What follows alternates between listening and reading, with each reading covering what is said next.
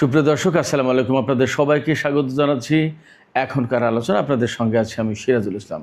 দর্শক, 24 ঘন্টার ভেতরে ইরান এবং আমেরিকার মধ্যে চুক্তি হতে পারে জানিয়েছেন পাকিস্তানের প্রধানমন্ত্রী শাহবাজ শরীফ। এদিকে ইরানের সর্বোচ্চ নেতা শহীদ আয়াতুল্লাহ আলী খামেনির নামাজে জানাজা এবং দাফন অনুষ্ঠানের সময়সূচি ঘোষণা করা হয়েছে। এতদিন ইরানের সর্বোচ্চ নেতার জানাজা, দাফন এবং আদৌ তিনি শহীদ হয়েছেন কিনা এ সমস্ত বিষয় নিয়ে যে বিতর্ক ছিল, সন্দেহ, দ্বন্দ্ব এবং সংশয় ছিল, সেগুলোর অবসান হতে যাচ্ছে। এদিকে সংযুক্ত আরব আমিরাত ইরানকে 10 বিলিয়ন থেকে 20 বিলিয়ন ডলার দিতে রাজি হয়েছে। বার্তা সংস্থা রয়টার্স খবর দিচ্ছে যে এই পরিমাণ অর্থ সংযুক্ত আরব আমিরাত ইরানকে দিতে রাজি হয়েছে, তার বিনিময়ে শান্তি থাকতে হবে, অর্থাৎ ইরান আরব আমিরাতে আর হামলা করবে না। এই সমস্ত বিষয় নিয়ে এখনকার ভিডিওতে বিস্তারিত আলোচনা করব। আশা করি আপনাদের আলোচনা ভালো লাগবে। আর যদি ভালো লাগে তাহলে আলোচনার শেষ পর্যন্ত থাকবেন, ভিডিওটি লাইক, কমেন্ট, শেয়ার করবেন এবং চ্যানেলটি সাবস্ক্রাইব করে সাথেই থাকবেন। দর্শক, চলুন বিস্তারিত আলোচনায় চলে যাই। প্রথমেই আলোচনা করি, পাকিস্তানের প্রধানমন্ত্রী শাহবাজ শরীফ একদম সুস্পষ্ট করে জানিয়েছেন, তিনি এক্স পোস্টে জানিয়েছেন আগামী 24 ঘন্টার ভেতরে ইরান এবং আমেরিকার মধ্যে চুক্তি সই হতে পারে। তিনি বলেছেন পারে না, সই হবে। তো আমি সেই জায়গায় একটু ম্যানেজ করে বললাম পারে। যাই হোক, চুক্তি সই হওয়ার কথা তিনি জানিয়েছেন। ইরানের পক্ষ থেকেও একেবারে এইভাবে চূড়ান্তভাবে না বললেও ইরানের পররাষ্ট্রমন্ত্রী সাইয়েদ আব্বাস আরাকচি তিনি বলেছেন যে দুই পক্ষ একেবারে খুব ক্লোজ অবস্থায় আছে, চুক্তি সই হওয়ার যথেষ্ট সম্ভাবনা রয়েছে। তবে শেষ মুহূর্তে যে সমঝোতা হয়েছে তাতে কিছু পরিবর্তন হতেও পারে। এই ব্যাপারে তিনি বলেছেন যে চুক্তিতে কি কি থাকছে তা এখনই আমরা ডিসক্লোজ করব না, অর্থাৎ আমরা কাউকে জানাবো না। চুক্তি একেবারে চূড়ান্তভাবে অনুমোদন হওয়ার পর এই বিষয়গুলো জানানো হবে। তিনি অর্থাৎ আব্বাস আরাকচি আরও বলেছেন যে এই চুক্তি সই হওয়ার পরপরই ইরানের কিছু আটকে থাকা অর্থ ছাড় দেওয়া হবে, তারপরে ইরানের উপর থেকে নিষেধাজ্ঞা শিথিল করা হবে। হরমুজ প্রণালীতে যে আমেরিকার নৌ অবরোধ অর্থাৎ ব্লকেট সৃষ্টি করে রাখা হয়েছে সেটা উঠে যাবে। এরপরে ইরান তেল রপ্তানি শুরু করতে পারবে। এরকম বেশ কিছু ব্যাপার আছে। আর পরমাণু বিষয় নিয়ে এই আলোচনাটা হবে মূলত পরবর্তী ধাপে। আমি আগের ভিডিওতে বলেছি, এটা সবাই জানেন। তো এখানে পরমাণু কর্মসূচি কি হবে, ইউরেনিয়াম সমৃদ্ধকরণ যেটা আছে সেটা কি হবে, এ ব্যাপারে আমেরিকার দাবি হচ্ছে ইরানের পরমাণু কর্মসূচিতে লাগাম টানতে হবে। তারা তো দাবি করে যে বন্ধই করতে হবে, কিন্তু ইরান এখনও পর্যন্ত বলছে যে আমরা বন্ধ করব না, একটা মাত্রায় হয়তো আমরা চালু রাখবো, অর্থাৎ পরমাণু কর্মসূচি চালু থাকবে, সেখানে ইউরেনিয়াম এনরিচ হবে, হয়তো তার মাত্রা কম হবে। আর 60 মাত্রায় যে ইউরেনিয়াম এনরিচ আছে সেইটা হয়তো আবার তার সমৃদ্ধকরণের মাত্রা কমিয়ে হয়তো 4, 5, 6 মাত্রায় বা 20 মাত্রায় এরকম আনা হতে পারে। তবে এ সমস্ত ব্যাপার কিন্তু প্রাথমিক সমঝোতার সাথে যুক্ত না। তো এই সমঝোতা সই হলে তারপরে 60 দিন হাতে সময় থাকবে, সেই সময়ের ভেতরে পরমাণু চুক্তি হবে। এবং আব্বাস আরাকচি একদম ক্লিয়ারলি বলেছেন, খুব জোর দিয়ে বলেছেন যে এই চুক্তির ভেতরে যা থাকবে তার ভিতরে খুবই গুরুত্বপূর্ণ বিষয় হচ্ছে যে লেবাননে ইসরায়েল যুদ্ধ করতে পারবে না, লেবাননে কমপ্লিটলি যুদ্ধ বন্ধ করতে হবে, এটা চুক্তির শর্ত। আর এই চুক্তি মাত্র 1.5 থেকে 2 পৃষ্ঠার ভিতরে হবে এবং এই চুক্তি আপাতত ডিজিটালি সই হবে।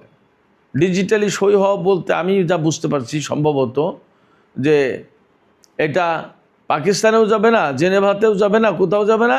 ইরান এখানে বসে সই করবে, আমেরিকা ওখানে বসে সই করবে, বাট ডিজিটালি। এর একটা কায়দা কানুন আছে যেটা বিশ্বস্ত এবং ডেফিনেটলি অ্যাকুরেট বলে গণ্য হবে। এদিকে এই চুক্তি সইয়ের আগে ইরানের অন্যতম উপপররাষ্ট্রমন্ত্রী, যিনি আইন এবং আন্তর্জাতিক বিষয়ক উপপররাষ্ট্রমন্ত্রী কাজেম গরিবাবাদি, ইনি কিন্তু একসময় ভিয়েনায় নিযুক্ত ইরানের প্রতিনিধি ছিলেন। তিনি অনেক সময় পরমাণু আলোচনা করেছেন। যাই হোক, তো এই কাজেম গরিবাবাদী তিনি তেহরানে নিযুক্ত রাশিয়া এবং চীনের রাষ্ট্রদূতদের সাথে আজকে বৈঠক করেছেন। বৈঠক করে তাদের সাথে এই যে চুক্তি যেটা হতে যাচ্ছে আমেরিকার সাথে, এই চুক্তির খসড়া নিয়ে আলোচনা করেছেন। এবং আলোচনা শেষে কাজেম গরিবাবাদী বলেছেন, চীন এবং রাশিয়া হচ্ছে আমাদের বিশ্বস্ত এবং শক্তিশালী পার্টনার। তাদের সাথে আমরা এই সমস্ত বিষয় নিয়ে আলোচনা করলাম এবং ভবিষ্যতে এই ধরনের আলোচনা অব্যাহত থাকবে এবং এই দুই দেশের সাথে ইরানের সম্পর্ক ক্রমেই শক্তিশালী এবং জোরদার হবে, এই ধারা অব্যাহত থাকবে। কাজেম গরিবাবাদীর আজকের এই বক্তব্য থেকে একটা বিষয় আপনাদের কাছে নিশ্চয়ই খুবই পরিষ্কার হয়, সেটা হচ্ছে আমি সব সময় বলেছি যুদ্ধ শুরুর আগে থেকে যে চীন এবং রাশিয়া ইরানের পাশে থাকবে। আজকের এই প্রেক্ষাপটে কি আপনারা বুঝতে পারছেন যে চীন এবং রাশিয়া ইরানের কত বড় গুরুত্বপূর্ণ পার্টনার, কৌশলগত পার্টনার? অর্থাৎ কি চুক্তি করতে যাচ্ছে, সেই চুক্তিতে কি আছে সেটা কাউকে জানাচ্ছে না ইরান, বাট রাশিয়া এবং চীনের রাষ্ট্রদূতদের সাথে সেই ড্রাফট নিয়ে আলোচনা করেছে। তাহলে ইরান, রাশিয়া এবং চীন তারা কৌশলগতভাবে কতটা অংশীদার, কতটা বড় পার্টনার আপনারা এবার ভাবুন। এখন যখন ইরান আমেরিকার সাথে ইসরায়েলের সাথে যুদ্ধ করেছে, তখন রাশিয়া এবং চীন কতটা সমর্থন দিয়েছে আপনারা এবার বুঝে দেখেন। শুধু তাই না, নিশ্চয়ই এই 3-4 মাসে, বিশেষ করে এই 3-4 মাসের কথা বলছি, আপনারা পরিষ্কার হয়েছেন বিভিন্ন আন্তর্জাতিক বিশ্লেষকের পক্ষ থেকে এবং বিভিন্ন গণমাধ্যমের খবর থেকে আপনারা নিশ্চয়ই জেনেছেন যে রাশিয়া এবং চীন কতটা দৃঢ়ভাবে ইরানের পাশে আছে এবং রাশিয়া এবং চীনের স্বার্থটা কি ইরানে। এই তো গত 3-4 দিন আগে আমি একজন আন্তর্জাতিক পর্যবেক্ষকের বিশ্লেষণ শুনছিলাম। আমি যে কথাগুলো বলি তিনি তাই বলেছেন যে ইরানে রাশিয়া এবং চীনের স্বার্থ এক এবং অভিন্ন, এবং যে সেই স্বার্থটা কি আমি সবসময় বলি যে ইরান যদি মধ্যপ্রাচ্যে না থাকে, রাশিয়া নেই, চীনও নেই মধ্যপ্রাচ্যে। অতএব চীন এবং রাশিয়ার অস্তিত্ব এবং অবস্থান ধরে রাখার জন্য ইরানকে টিকিয়ে রাখতেই হবে। তাতে যদি কখনো কোনো সময় প্রয়োজন হতো যে এখানে রাশিয়া এবং চীনের সরাসরি যুদ্ধ করা দরকার, তাও করতো বা করবে। ব্যাপারটা এতটাই গুরুত্বপূর্ণ। যা হোক, আমরা আলোচনা করছিলাম ইরান আমেরিকার মধ্যকার সম্ভাব্য চুক্তির ব্যাপারে। তো এই যে চুক্তিটা হতে যাচ্ছে, দেখুন আপনারা টাইম টেবিলটা, সময়সূচিটা খেয়াল করুন। ইরানের সর্বোচ্চ নেতার নামাজে জানাজা এবং দাফনের সময়সূচি ঘোষণা করা হয়েছে। আগামী 4 এবং 5 জুলাই ইরানের সর্বোচ্চ নেতার প্রতি 2 দিনব্যাপী তেহরানের মুসাল্লা মানে তেহরানের ঈদের নামাজ হয় যেখানে, সেই জায়গাটায় 2 দিনব্যাপী শ্রদ্ধা জানানোর ব্যবস্থা রাখা হয়েছে। 6 তারিখে সর্বোচ্চ নেতার কফিন নিয়ে তেহরানে শোক মিছিল হবে। ইরানিদের এটা গুরুত্বপূর্ণ একটা ব্যাপার, এটা মহরম মাসের ভেতরেই পড়ছে। মহরম মাসে প্রচুর পরিমাণে শোক মিছিল করে, আশুরা পর্যন্ত, তারপরেও করে, একদম 40 দিন পর্যন্ত তাদের শোক চলে এবং এটা বিরাট গুরুত্বপূর্ণ ব্যাপার। এই মহরমের মাসকেই বেছে নিয়েছে ইরান সর্বোচ্চ নেতার শ্রদ্ধা জ্ঞাপন, নামাজে জানাজা এবং দাফনের অনুষ্ঠান নিয়ে।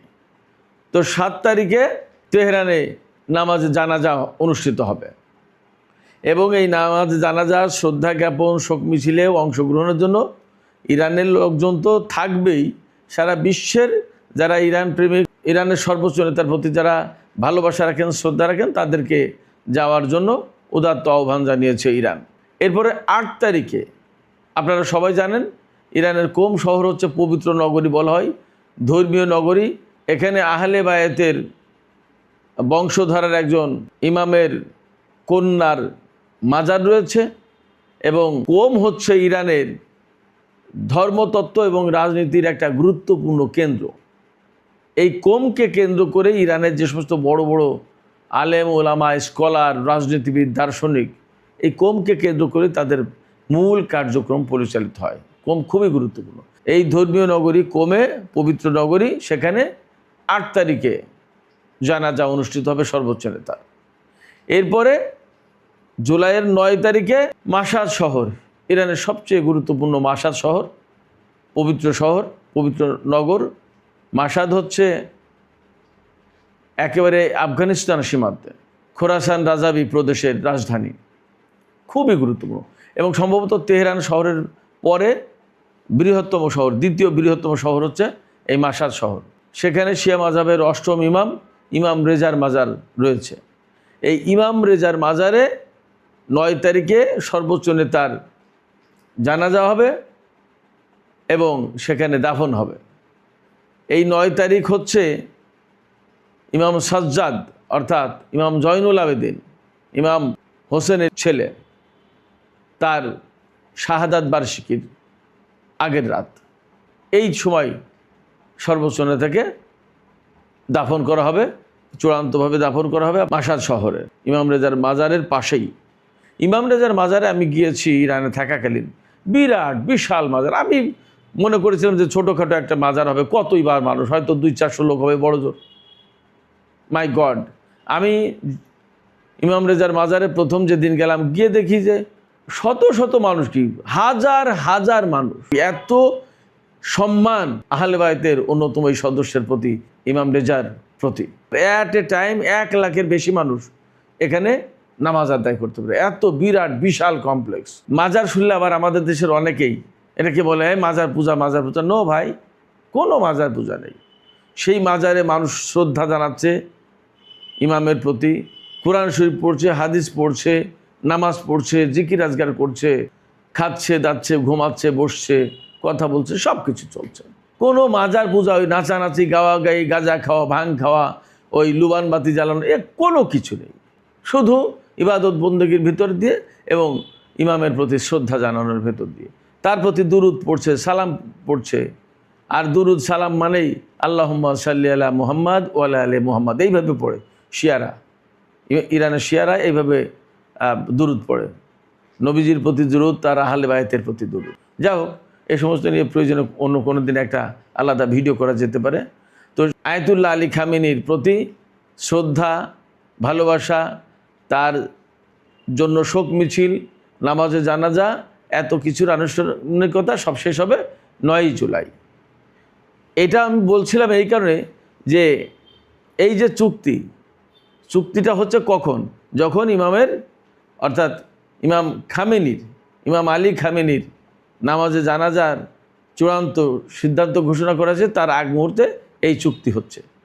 এই চুক্তি তার আগ মুহূর্তে হওয়ার একটা বড় গুরুত্বপূর্ণ দিক এই যে আলী খামেনির জানাজায় ইরান এবং সারা বিশ্বের কোটি কোটি মানুষ অংশগ্রহণ করবে, এতে কোনো সন্দেহ নেই।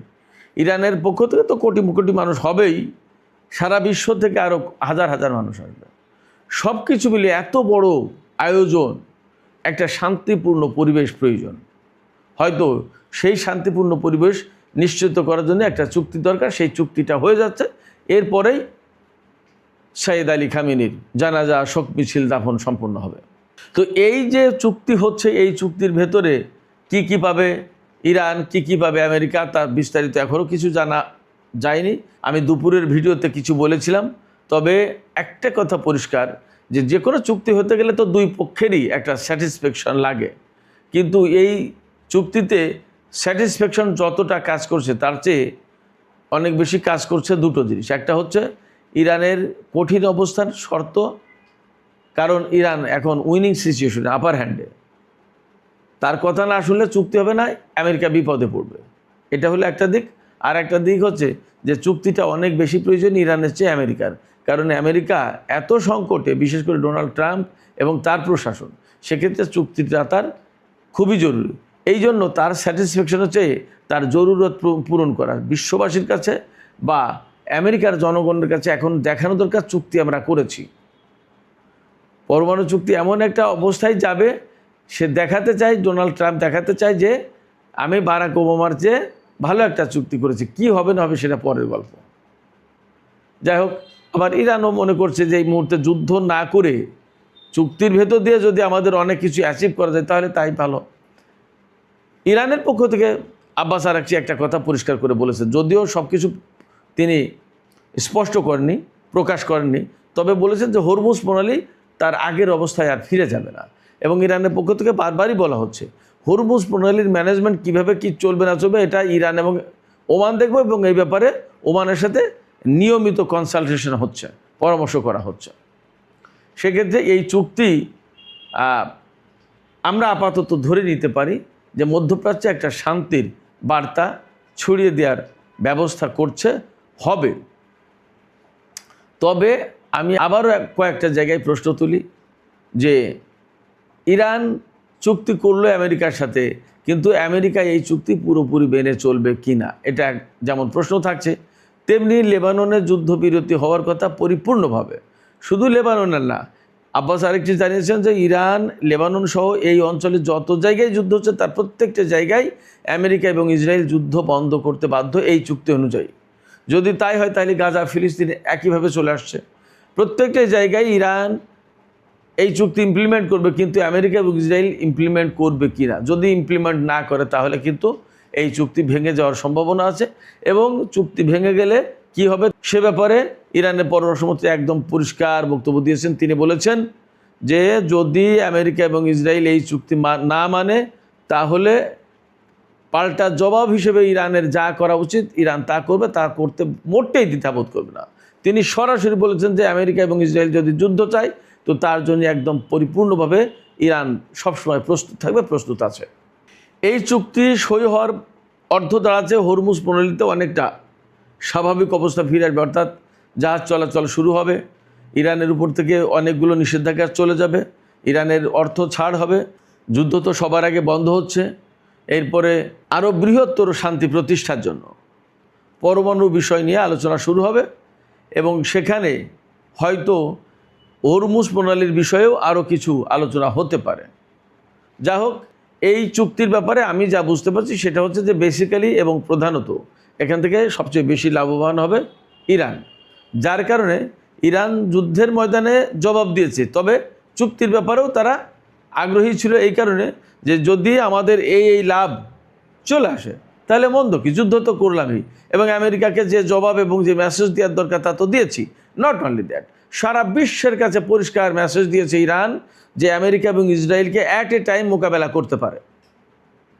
তো অ্যাট এ টাইম যদি ইরান, ইসরায়েল এবং আমেরিকাকে মোকাবেলা করতে পারে এবং করে দেখিয়ে দিল, সেক্ষেত্রে ভবিষ্যতে ইরানের বিরুদ্ধে কোনো রকমের পদক্ষেপ নিতে গেলে, সামরিক পদক্ষেপ নিতে গেলে ইসরায়েল এবং আমেরিকাকে বারবার চিন্তা করতে হবে। শুধু তাই না, এই চুক্তি করে যখন হরমুজ প্রণালীর কন্ট্রোল ইরানের হাতে থাকবে এবং ইরানের পরমাণু কর্মসূচি কমপ্লিটলি বন্ধ না হবে, তার মানে দাঁড়াবে যে ইরান যুদ্ধেও বিজয়ী হয়েছে, কূটনীতিতেও বিজয়ী হয়েছে। এই যে বিজয়ী শক্তি, এই বিজয়ী শক্তি কিন্তু মধ্যপ্রাচ্যের একটা গুরুত্বপূর্ণ বড় শক্তি হয়ে যাবে, প্রধান শক্তি হবে, এবং এই ইরানই আন্তর্জাতিক অঙ্গনের একটা উল্লেখযোগ্য শক্তি হবে। ইরানকে মাইনাস করে অনেকের অনেক কিছু করার সুযোগ থাকবে না। ইরান তখন মেজর পার্টনার হয়ে যাবে ইন্টারন্যাশনাল অ্যাফেয়ার্সে। এটা যুদ্ধ এবং কূটনীতির ফলে হচ্ছে। আব্বাস আরাকচি জানিয়েছেন, আমরা যেমন কূটনীতির ময়দানে খুব সক্রিয় ছিলাম, তেমনি সামরিক বাহিনী যুদ্ধের ময়দানে সক্রিয় ছিল। যখন এই যুদ্ধ এবং কূটনীতির মাঝামাঝি চলতে হয়েছে তখন সামরিক বাহিনী ইরানের কূটনীতিবিদদের ব্যাপকভাবে সহযোগিতা করেছে, সমন্বয় করেছে, এবং তাদের সমন্বয় সহযোগিতার কারণে ইরানের এই কূটনীতিকে এগিয়ে নিয়ে যেতে সহজ হয়েছে। শুধু সহজ হয়নি, অনেকটা গাইডলাইনের কাজ করেছে। তার মানে সামরিক বাহিনী এখানে খুব গুরুত্বপূর্ণ রোল প্লে করেছে, এবং যুদ্ধের ময়দানে যদি খুব ভালো অবস্থানে না থাকতো ইরান, তাহলে ইরান এই কূটনৈতিক বিজয় অর্জন করতে পারতো না আমেরিকার কাছে। কারণ ইরানের সামরিক বাহিনী যখন আমেরিকাকে খুব শক্তভাবে চেপে ধরেছে, প্রচণ্ড শক্তিমত্তা নিয়ে জবাব দিয়েছে, তখন আমেরিকা ভয় পেয়ে গেছে, এবং আমেরিকা বুঝতে পেরেছে যে ইরানের সামরিক বাহিনীকে পরাজিত করা যাবে না। ইরানে আমরা সামরিকভাবে যে লক্ষ্য অর্জন করতে চাই সেটা করা যাবে না, ফলে কূটনীতির পথে ফিরতে হবে। তখন ইরানের সামরিক বাহিনী কিন্তু হুট করে ইরানের কূটনীতিবিদদের বা আলোচকদের বলেনি যে আপনারা চলে যান, চুক্তি করেন, তা কিন্তু বলেনি। 14 দিন বা 2 সপ্তাহ যাবৎ আমেরিকার প্রস্তাব ইরানি কর্মকর্তারা দেখেইনি। কারণ কি? তখন তারা বলেছে যে আমরা আগে সামরিকভাবে কোণঠাসা করে দিই আমেরিকাকে। যখন সামরিকভাবে আরও বেশি কোণঠাসা করে দেব, তখন আমেরিকা চুক্তির জন্য পাগল হয়ে যাবে, হাতে পায়ে ধরবে। এবং এই বুদ্ধি, এই পরামর্শ এবং এই অবস্থান ছিল ইরানের সামরিক বাহিনীর, যেটা বারবার ডোনাল্ড ট্রাম্প এবং আমেরিকার কর্মকর্তারা বলতেন যে ইরানের সামরিক বাহিনী ইরানের কূটনীতিকে নিয়ন্ত্রণ করছে। আসলে ইরানের কূটনীতিকে নিয়ন্ত্রণ ইরানের কূটনীতিবিদরাই করেছেন, কিন্তু সামরিক বাহিনীর একটা অবস্থান ছিল এবং সেই অবস্থান ইরানের কূটনৈতিক অর্জনকে আরও বেশি প্রভাবশালী করতে, জোরদার করতে ভূমিকা রেখেছে। এটা হচ্ছে একেবারে মানবতী কথা। যাই হোক, ইরান এই অর্জনগুলো করেছে এবং করতে যাচ্ছে। এখন পরিস্থিতি দেখা যাক কী দাঁড়ায়। তবে আগামী 24 ঘন্টার ভেতরে যদি চুক্তিটা সই হয়ে যায়, তাহলে ডোনাল্ড ট্রাম্পের জন্য হাঁপ ছেড়ে বাঁচার কারণ হবে। কারণ হচ্ছে তিনি G7 শীর্ষ সম্মেলনে দেখাতে পারবেন যে ইরানের সাথে একটা চুক্তি হলো। বিশ্ব নেতাদেরকে তিনি একটা মেসেজ দিতে পারেন যে আমরা এই কাজটা করলাম, এখন বিশ্ব অর্থনীতির জন্য একটা স্বস্তির প্রশ্ন আসতে পারে। কিন্তু যত যাই করুক না কেন, এই চুক্তি, এই যুদ্ধ সব জায়গায় আমি আপাতত আমেরিকার পরাজয় দেখছি। আপনারা কেমনভাবে দেখছেন জানাতে পারেন। যা হোক, আমরা এখন চলে যাচ্ছি সংযুক্ত আরব আমিরাত কীভাবে ইরানকে অর্থ ছাড় দিচ্ছে বা কত দিচ্ছে এবং বিষয়টা কি, আমরা সেই আলোচনায় চলে যাচ্ছি। সুপ্রিয় দর্শক, রয়টার্স থেকে শুরু করে অনেকগুলো গণমাধ্যমের খবরে এসেছে যে সংযুক্ত আরব আমিরাত শান্তির বিনিময়ে ইরানকে 10 থেকে 20 বিলিয়ন অর্থাৎ 1000 থেকে 2000 কোটি ডলার দিতে পারে। এখন রয়টার্সের খবরে কিন্তু একটা ফাঁক আছে। একবার বলছে যে শান্তির বিনিময়ে দিতে পারে, আর একবার বলছে যে সংযুক্ত আরব আমিরাত ইরানকে এই অর্থ ছাড় করবে, আটকে থাকা অর্থ ছাড় করবে।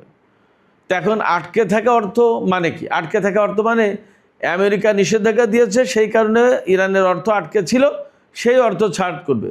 কিন্তু সেই অর্থ ছাড় করার মালিক তো সংযুক্ত আরব আমিরাত না, সেইটা আমেরিকার বিনা অনুমতিতে তো করতে পারবে না, এবং সেটা ছাড় করার প্রশ্ন আমেরিকার, সংযুক্ত আরব আমিরাতের না। এটা গেলো এক। আর যদি শান্তির বিনিময়ও হয়, তাহলে তো সংযুক্ত আরব আমিরাতে নিজের টাকা দিয়ে শান্তি কিনতে হবে ইরানের কাছ থেকে। তার মানে সংযুক্ত আরব আমিরাত ইরানকে এইভাবে বলবে যে ভাই, এই টাকা, এই অর্থ আমি আপনাদের দিলাম, আপনারা দয়া করে আর আমাদের উপর হামলা করবেন না। যুদ্ধ যা হয়েছে, ভুল বোঝাবুঝি যা হয়েছে তা ওই পর্যন্তই শেষ। আমরা মিলেমিশে থাকতে চাই, আপনি আর আমাদের উপর হামলা করেন না। এই টাকা দিলাম, আপনার যে ক্ষয়ক্ষতি হয়েছে তার জন্য আমি এই টাকা দিলাম, এরকম একটা কথা থাকবে। কিন্তু আবার বলা হচ্ছে অর্থ ছাড় করবে। অর্থ ছাড় করার প্রশ্ন কী? এখানে একটা গ্যাপ আছে। তা সে অর্থ ছাড় করুক আর সংযুক্ত আরব আমিরাত অর্থের বিনিময়ে শান্তি কিনে নিক ইরানের কাছ থেকে, যাই করুক, একটা আলোচনা হচ্ছে। রয়টার্স অন্তত 4টা সূত্রের বরাদ দিয়ে এই খবর দিয়েছে। যদিও সংযুক্ত আরব আমিরাত এই খবর কোথাও কোথাও অস্বীকার করছে বা মন্তব্য করেনি, এইরকম কথাও আছে। বাট আমরা অপেক্ষা করতে পারি কি হচ্ছে। রয়টার্সের ওই খবরে বলা হয়েছে এরই মধ্যে সংযুক্ত আরব আমিরাত $3 বিলিয়ন ইরানকে দিয়েছে। আমি গত পরশু দিনের একটা ভিডিওতে কিন্তু বলেছিলাম সংযুক্ত আরব আমিরাত বিমানে করে, স্পেশাল একটা বিমানে করে $3 বিলিয়ন নগদ নিয়ে ইরানে পৌঁছে দিয়ে এসেছে। আমি কিন্তু বলেছিলাম, সেই কথাই রয়টার্স আজকে প্রকাশ করলো। যা হোক, দেখা যাক কী হয়। তবে সংযুক্ত আরব আমিরাতের সাথে ইরানের যদি বোঝাপড়া হয়, তাহলে আমরা ধরে নেব আঞ্চলিক একটা বৃহত্তর শান্তি এবং স্থিতিশীলতা প্রতিষ্ঠা হবে। এখানে সবচেয়ে গুরুত্বপূর্ণ যে দিক, সেটা হচ্ছে এই যে 40 দিনের যে যুদ্ধটা হলো ইরান, ইসরায়েল এবং আমেরিকার ভেতরে, এই যুদ্ধে সংযুক্ত আরব আমিরাত ইরানের বিরুদ্ধে সক্রিয়ভাবে অংশগ্রহণ করেছিল এবং সংযুক্ত আরব আমিরাত ইরানের উপর অনেকগুলো হামলা চালিয়েছিল এবং অনেক ক্ষয়ক্ষতি হয়েছে তাতে।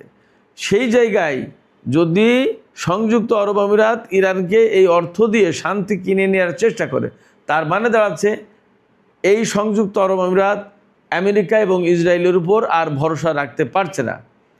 আমিরাতও, সৌদি আরব, কাতার এদের মতো বুঝে গেছে যে ইসরায়েল এবং আমেরিকা তাকে নিরাপত্তা দিতে পারবে না। এই অঞ্চলে নিরাপত্তার সাথে আরাম আয়েশে এবং স্থিতিশীল অবস্থায় যদি ব্যবসা বাণিজ্য করতে হয়, টিকে থাকতে হয়, তাহলে ইরানের সাথেই মিলেমিশে থাকতে হবে, তার সাথে শান্তি চুক্তি করতে হবে। হয়তো এইরকম একটা জায়গা থেকে এই অর্থ দেওয়ার ব্যাপারে হয়তো একটা দফা রফা হয়েছে, একটা আপোষ রফা হয়েছে, দেখা যাক কি দাঁড়ায়। তবে এটা ঠিক যে এই যে যুদ্ধ, এই যুদ্ধের আগে কিন্তু ইরানের সাথে আমেরিকার কূটনৈতিক আলোচনা চলছিল, কিন্তু হঠাৎ করে আমেরিকা ইরানের উপর যুদ্ধ চাপিয়ে দিয়ে প্রকৃতপক্ষে তারই ক্ষতি করেছে, ইসরায়েলের ক্ষতি করেছে এবং মধ্যপ্রাচ্যে টোটাল ভূ রাজনীতি, সামরিক, অর্থনীতি, সমস্ত সব কিছুর সমীকরণ পাল্টে দিয়েছে। এতে আলটিমেটলি লাভবান হয়েছে ইরান। ইরানকে যা আরও বহু বছর পরে হয়তো অর্জন করতে হতো, সেটা সহজেই এখন অর্জিত হয়ে গেল এবং মধ্যপ্রাচ্যে ইরান যে প্রধান শক্তি একদম পরিষ্কারভাবে প্রমাণিত হয়ে গেল, প্রতিষ্ঠিত হয়ে গেল। সেক্ষেত্রে উপসাগরীয় দেশগুলো এখন ইরানের সাথে শত্রুতা করতে গেলে অন্তত 10 বার ভেবে তারপরে করবে। এবং আমি নিশ্চিত যে এই আমেরিকার সাথে যখন ইরানের একটা চুক্তি হয়ে যাবে, স্থিতিশীল অবস্থা হবে, তখন এখানে চীন এবং রাশিয়ার আরও অনেক বেশি প্রভাব বেড়ে যাবে। এই প্রভাবটাই আন্তর্জাতিক অঙ্গনেই ছড়িয়ে পড়বে এবং সেটাই হবে এককেন্দ্রিক বিশ্ব ব্যবস্থা থেকে বহুকেন্দ্রিক বিশ্ব ব্যবস্থার দিকে উত্তরণের পথ এবং পদক্ষেপ। সুপ্রিয় দর্শক, এখনকার আলোচনা এখানে শেষ করতে চাইছি। আলোচনা শেষের আগে আমি আপনাদের কাছে জানতে চাই, আপনাদের মতামত শুনতে চাই যে এই যে চুক্তি হতে যাচ্ছে, আসলে এখনও কি আপনাদের কাছে মনে হয় এই চুক্তি হওয়ার ব্যাপারে কোনো রকমের অনিশ্চয়তা আছে? আর যদি চুক্তি হয় তাহলে আপনাদের মতে কে লাভবান হতে যাচ্ছে? আপনাদের মতামত জানিয়ে কমেন্টে লিখতে পারেন। আর ভিডিওটি ভালো লাগলে আবারও বলি, লাইক, কমেন্ট, শেয়ার করবেন এবং চ্যানেলটি সাবস্ক্রাইব করে সাথেই থাকবেন প্লিজ। দর্শক, আজকের আলোচনা এখানেই শেষ করছি। আপনারা সবাই অনেক অনেক ভালো থাকুন। আল্লাহ হাফেজ।